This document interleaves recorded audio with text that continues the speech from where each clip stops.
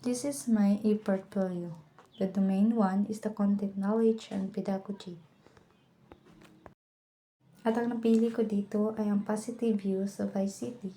Noong una ay hindi pa ako marunong gumamit ng gadget at sa subject na 21st century ay nagkaroon kami ng pagkakataon na gumamit ng teknolohiya at natutunan kong gumamit ng ICT gaya ng pagpiprint, paggamit ng ibang application o pang mag-edit ng mga video.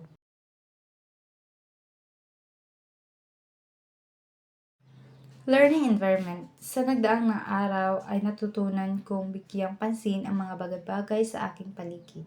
Gaya na lamang na pagtatalumpati at sa tulong ng aking guro na walang sawang gumagabay sa akin at sa pamamagitan nito ay mas lalo ko pang hinahasa ang aking sarili na iaangkla ang mga topiko na binibigay sa akin.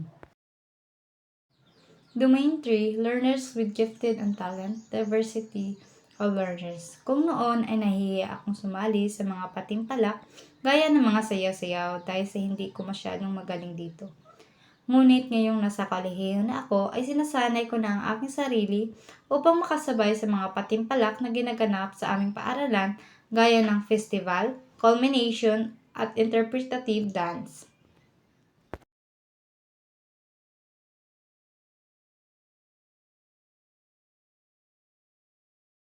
Domain number 4, Curriculum and Planning, Planning Management, and Teaching Learning Process. Kung noon ay nanonood lamang ako sa pagpaplano na ginagawa ng mga karpentero sa bahay o sa pinapagawang bahay, ngunit ngayon ay ako na ang gumagawa at hindi paggawa ng bahay, kundi sa pagpaplano sa pagsasaayos ng aking pag-uulat dahil sa pamamagitan nito ay mahahasa ang aking kaisipan tungkol sa kung paano ang tamang pagsasagawa ng aralin.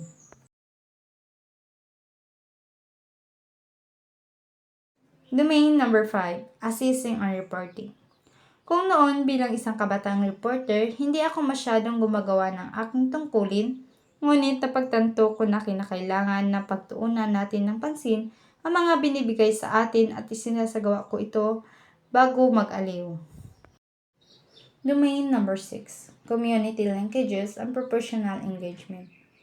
Noon ay di gaano ako mahilig makilahok sa mga orientasyon at seminar na ginaganap sa aming paaralan o di kaya sa komunidad namin at ngayon ay nakikilahok na ako sa mga seminar na ginaganap sa aming paaralan at napagtanto ko na makakatulong pala ito upang mas madagdagan pa ang ating kaalaman sa paglipas ng panahon.